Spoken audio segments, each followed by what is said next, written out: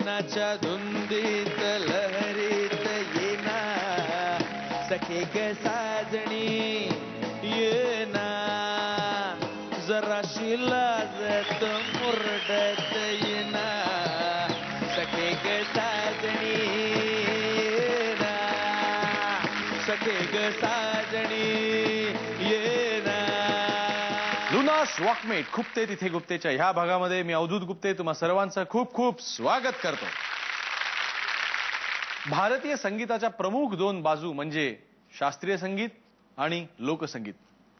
फार पूर्वीपासून लोकसंगीताचा शास्त्रीय संगीतावर आणि शास्त्रीय संगीताचा लोकसंगीतावर कायमच फार मोठा प्रभाव राहिलेला आहे.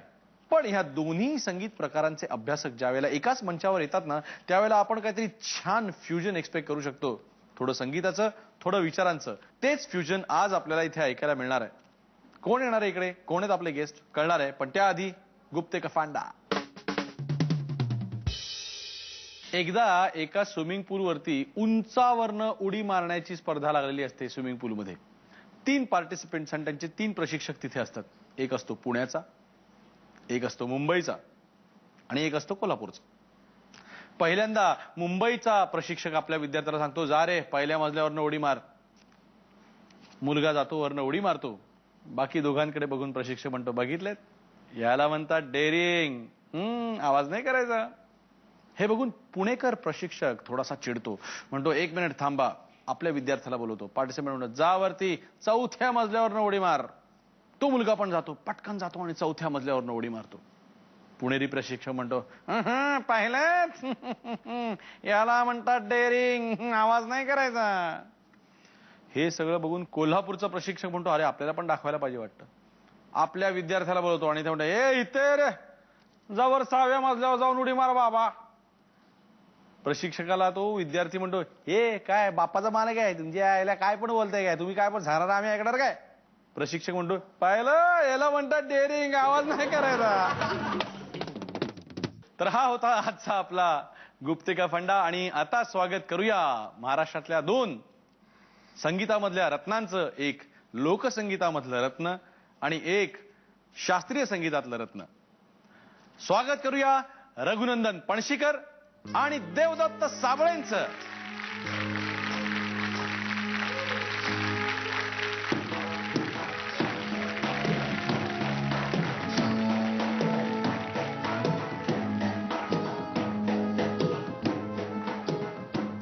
लुनास वॉकमेट खुपते तिथे गुप्तेमध्ये तुम्हा दोघांचं खूप खूप स्वागत.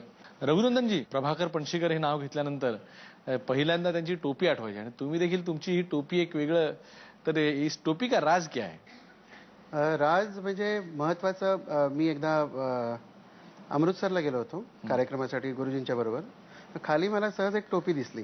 म्हटलं आपण बाबांसाठी घेऊया, कारण कुठेतरी फिरत असतात इकडे तिकडे. तेव्हा रात्री समजा ह्या टोपीचं वैशिष्ट्य म्हणजे अशी खाली होते, म्हणजे पूर्ण समजा थंडी असेल तर हे पूर्ण कान झाकले जातात वगैरे वगैरे. अशा दृष्टिकोनातून मी बाबांना ती आणली. आणि बाबांनी ती घातली, त्यांना आवडली, त्यांनी शिवून घेतल्या आणि ती बाबांनीच लोकप्रिय केली. त्यामुळे ही पणशीकरांची टोपी म्हणून आहे आणि आणलेली फक्त मी होती एवढंच. आणि ही सुद्धा त्यांचीच आहे. म्हणजे त्यांचा आशीर्वादच या रूपाने तुमच्या डोक्यावर आहे असं म्हणायला पाहिजे. अगदी अगदी. आता आपण तुमच्या बाजूलाच एक लोकसंगीतामधलं फार मोठं नाव इथे बसवलेलं आहे. तुमच्यावरचे संस्कार म्हणजे तुमचे वडील शाहीर साबळे. तर त्यांच्याकडनं गाणं कसं घेतलं? त्यांच्याकडून गाणं घेतलंच नाही मी. अच्छा. म्हणजे प्रत्यक्ष त्यांच्याकडे शिकण्याचा योग आला नाही. कारण माझं सगळं बालपण खेड्यात गेलं. म्हणजे मला कळत नव्हतं, इतक्या लहान वयापासून मी आमच्या गावी वाई सातारा पसरणी म्हणून गाव आहे आमचं, पसरणी. त्या पसरणीमध्ये आम्ही लहानाचा मोठा झालो अगदी कॉलेज संपेपर्यंत. म्हणजे आता सांगितलं तर आश्चर्य वाटेल तुला की ही चाल तुरु तुरु तिथे असताना मी केलेलं गाणे. अच्छा. आणि हे पुढे आणखी सांगतो की मी ह्या क्षेत्रात येऊ नये आणि ह्या क्षेत्रातले जे हे असं अस्थिर वातावरण आहे आर्थिक दृष्ट्या वगैरे सगळं ते माझ्या वाट्याला येऊ नये म्हणून अल्लांनी मला वाईला ठेवलं. बापरे. पण ते उलट झालं. तिथे राहिल्यामुळे उलट माझ्या ईर्ष्या निर्माण झाली आणि मी संगीतकार म्हणून तिथेच घडायला लागलो. आता ह्याच्यामध्ये बाबांचा वाटा हाच म्हणता येईल की मराठी गाण्यांशी मी निगडीत राहिलो बाबांमुळे. कारण कसं एक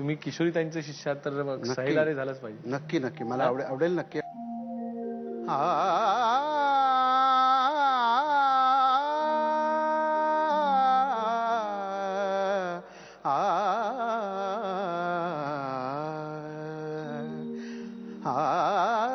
सहेला रे सहेला रे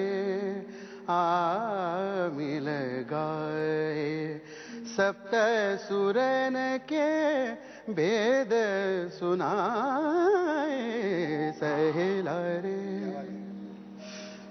जन्म जन्म को संग न भूले अब के मिले सो बिछुड़ न जाए सहेला रे